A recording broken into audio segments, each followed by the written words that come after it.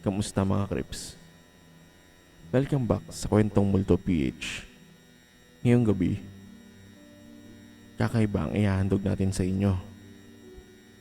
Isang lugar sa Negros Occidental na punong-puno ng kasaysayan, punong-puno ng sakit, at punong-puno ng hindi mapayapang kaluluwa.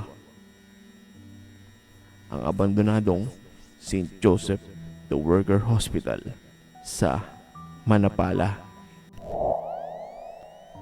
Isang ospital na dating nagdiligtas ng buhay, pero ngayon, ang mismong lugar na ito ang nagdadala ng kamatayan at takot sa mga taong nangangahas pumasok. Sa compilation na to, may 4 na totoong kwento na magbibigay sa inyo ng magkakaibang kilabot mula sa parehong lugar. Mga kwento ng isang security guard na nakarinig ng walang tigil na pag-flash sa lumang CR. Kwento ng giyera at putok ng baril sa basement. Kwento ng mga multong nurse at doktor na patuloy na nagsishift. At may mga kwento ng isang ina at sanggol na hindi pa rin mapayapa sa delivery room. Kaya, kung handa na kayo sa matinding kilabot, patayin nyo na ang ilaw. At huwag kayong mag-isa habang pinapanood to. Mga Crips, ito na ang Negros Abandoned Hospital Horror Stories. Magandang gabi sa inyo lahat. Itago nyo na lang ako sa pangalang Tatay Cardo. Noong huling bahagi ng dekada 90, ako ay isa sa mga huling caretaker ng St. Joseph the Worker Hospital sa Manapala, Negros Occidental. Bago pa lang ako nagkatrabaho doon, binalaan na ako agad ng mga dating empleyado. Tatay Cardo, huwag ka lalapit sa dulo ng pasilyo pagkatapos ng alas 10 ng gabi. Lalong-lalo na dun sa lumang comfort room.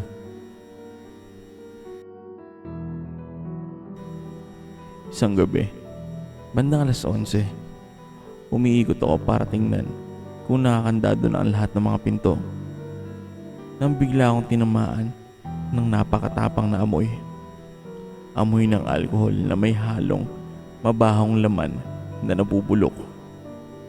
At sa gitna ng mga ingay ng kuliglig, naririnig ko yung kakaibang tunog. Tunog ng umaagos sa tubig. Akala ko noon, sirang tubo lang. Pero habang papalapit ako, doon ko napagtanto na galing to mismo doon sa loob ng madilim na banyo. At grabe, bigla ako nakarinig na malakas at sunod-sunod na tunog ng flash. Napatigil ako sa kinatatayuan ko. Alam kong putol na ang tubig at kuryente sa parte ng ospital na yun. Walang sino man ang nandoon. Ako lang. Nilakasan ko ang loob ko.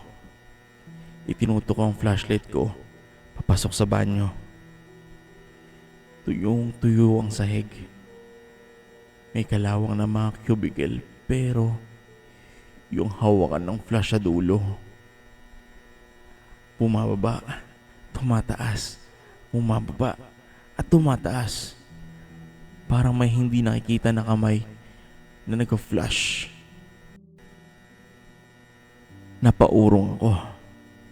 Habang papalayo, may narinig akong tunog. Isang dahan-dahang bumubukas na pinto sa isang cubicle.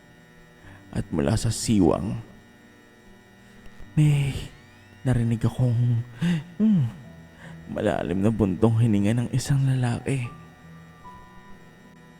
Tulong, sabi ng mga matatanda doon. Doon daw sa mismong banyong yun, natagpuan ang isang pasyente na binawian ng buhay habang wala ang nakakakita. Parang hindi makalabas ang kaluluwa niya sa huling lugar kung saan siya naghirap. Hanggang ngayon, kahit ilang taon na nakalipas, marami pa rin nararamdaman ng biglaang lamig at amoy ng ospital kapag dumadaan sa tapat ng lumang CR na yon.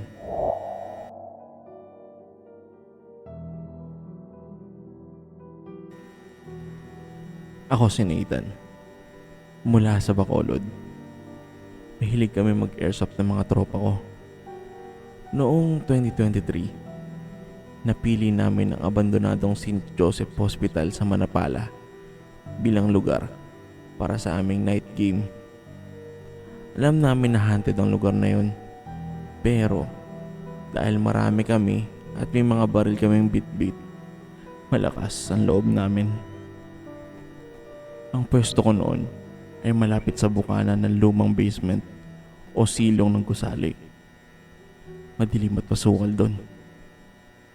Bandang 10:00 ng gabi, habang nag-aabang ako, biglang tumahimik ang buong paligid. Nawala yung tunog pati ng mga kuliglig. Tapos nakarinig ako ng mga yabag. Mabibigat na yabag ng bota sa simento. Parang maraming tao na nagmamarcha pababa. Akala ko isa lang sa mga kasama ko na nananakot. Pero habang papalapit, bigla nagbago ang amoy ng hangin. Naging amoy pulbura, usok at kalawang. Maya-maya pa, grabe, bilang sumabog ang tunog ng putok ng mga baril, mga machine gun, mga pagsabog. Narinig ko mga sigawan ng mga sundalo, mga ungol lang nasusugatan at kalansing ng kadena. Parang nasa gitna ako ng totoong giyera. Sa sobrang takot ko, napasandal ako sa pader. Tinakpan ko ang tenga ko at napapikit. Napasigaw ako, sobrang takot. Pakiramdam ko, tuluyan na akong babaliw. Hindi ko alam kung gaano katagal yon, hanggang sa may biglang yumugyog sa balikat ko. Hi Nathan, gising. Tapos na ang laro. Nang imulat ko ang mga mata ko, tahimik na naman ang paligid. Sumalubong sa akin ang mukha ng kapitan namin. Sabi niya na halos 1 oras na raw akong hindi sumasagot sa radyo. Noong ikwento ko sa kanila ang mga narinig ko, nagpalitan lang sila ng tingin. Wala raw silang narinig na kahit anong putok, maliban sa mga pellets ng airsoft. Pero ang nakakakilabot, ipinakita sa akin ng kapitan ang litrato ng kinuha niya habang natutulog ako sa harap ng hagdan ng basement. Sa likod ko, sa loob ng madilim na silong, may 3 hanggang 4 na malalabong anino ng lalaki. Nakasuot sila ng lumang helmet ng sundalo at parang nakabantay sila sa akin. Doon ko napagtanto na hindi lang panaginip yun. Hinayaan ako ng mga kaluluwa roon na makita ang totoong nangyari sa kanila noong World War II. Nang ginawang garrison na mga Hapon ang hospital na yun. Hanggang ngayon, hindi na ako bumalik sa lugar na yun. Kaya mga kakrips, maraming lugar ang dapat iwasan. At ang basement ng St. Joseph Hospital sa Manapala ay isa na sa mga to. Salamat sa pagbasa. This is Nathan. Maraming salamat po.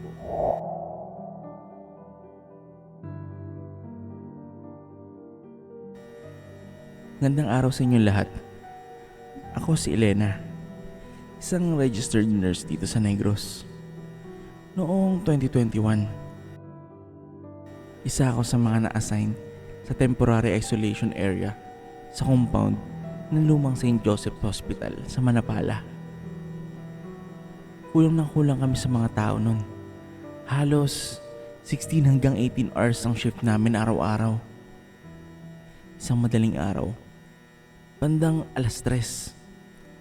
Sobrang bigat na talaga ng katawan ko. Habang nagbabantay sa makeshift nurse station, hindi ko namalayan na nakaidlip na pala ako sa ibabaw ng lamesa dahil sa matinding pagod. Bigla na lang ako nagising sa isang napakatapang at nakakahilong amoy. Hindi yun amoy ng gamot namin. Amoy yun ng formalin, lumang alkohol at kalawang. Yung klasikong amoy ng napakalumang ospital. Pag-angat ko ng ulo, parang biglang nagbago ang buong paligid. Dinig na dinig ko ang mga kalatog ng mga stainless steel tray, mabilis na bulungan ng mga doktor at tunog ng mga stretcher na itinutulak na mabilis. Bilis! Ihanda ang delivery room! May emergency!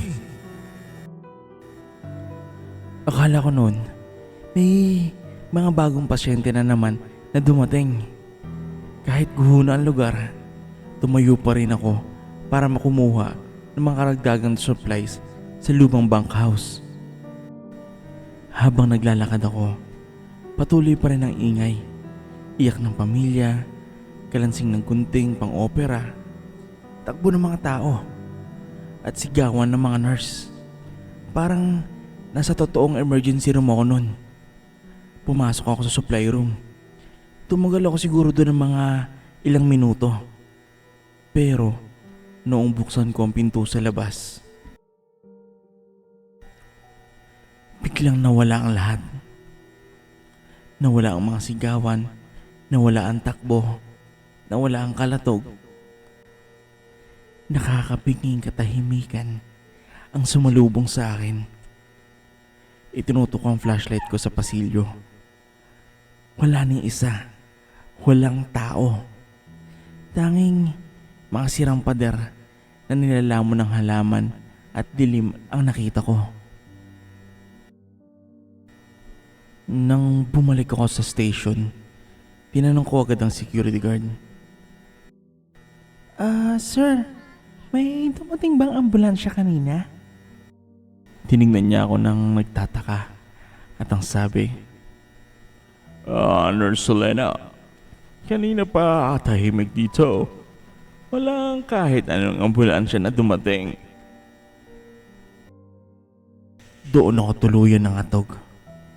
Napagtanto ko na noong pinakamahina ako dahil sa pagod, hinayaan ako ng lugar na yon na marinig ang nakaraan nito. Ang mga kaluluwa ng nurse, doktor at pasyente noong dekada 40 at 50. Patuloy pa rin silang nagtatrabaho. Patuloy pa rin silang nagliligtas ng buhay sa ibang dimensyon. Hanggang ngayon, kapag naalala ko yun, ay nanlalamig pa rin ako.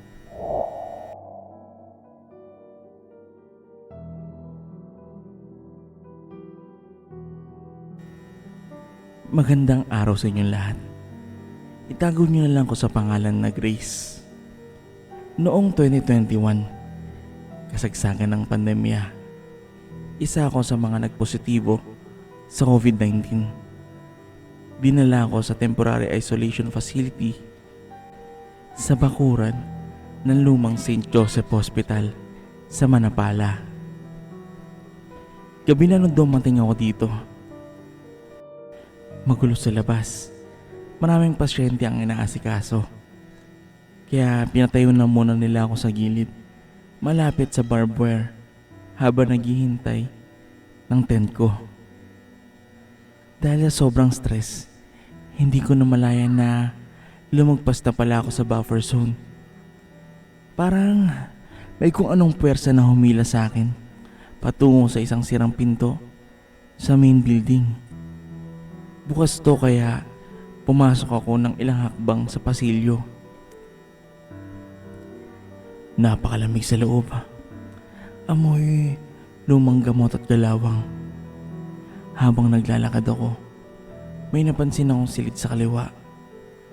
Halos burado ng sign, pero mababasa mo pa rin naman ang salitang delivery room. Huminto ako sa tapat ng pintuan at doon, literal na tumayo ang lahat ng mga balahibo ko. Mula sa loob ng madilim at sira-sirang silid panganakan, narinig ko ang isang mahinang iyak. Iyak ng isang bagong silang na sanggol. Parang nahihirapan. Parang naghahanap ng kalinga. Noong una, napako ako sa kinakatayuan ko. Pero may mas nakakakilabot pa pala. Habang nakatitig ako sa gitna ng silid, may unti-unting nabuo na puting anino sa aking paningin. Parang isang babae. Nakasuot ito ng lumang bestida ng nurse o parang isang nanay. Nakayuko sa tabi ng isang kalawanging hospital bed. At parang may inihele sa kanyang mga bisig. Habang lumalakas ang iyak ng sanggol, biglang lumingon yung anino sa direksyon ko. Kahit walang muka, ramdam na ramdam ko yung titig niya. Parang puno ng lungkot at bighati. Sa sobrang takot ko, napasigaw ako at patakbong lumabas.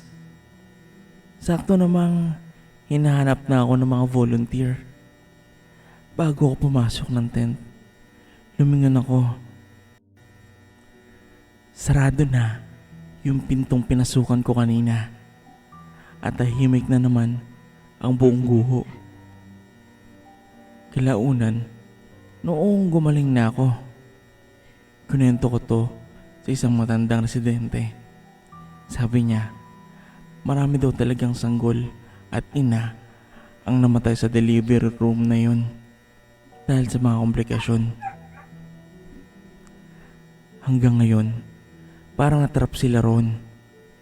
Paulit-ulit na ginagawa ang parehong eksena tuwing gabi. Hanggang ngayon, tuwing may naririnig akong iyak ng sanggol sa gabi, naalala ko pa rin yung malamig na titig ng puting anino sa delivery room ng Manapala.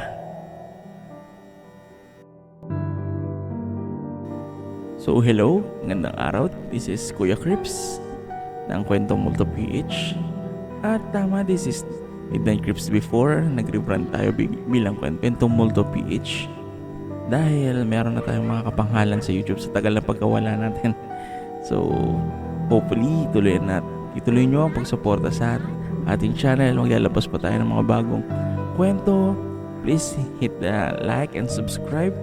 At kung may mga kwento na nakakatakot ka, hindi maibaliwanag or makakaibang pangyayari sa iyong buhay, pwede mong isend sa atin sa ating Gmail na midnightcrips15@gmail.com or sa ating Facebook page na Kwento Multo PH.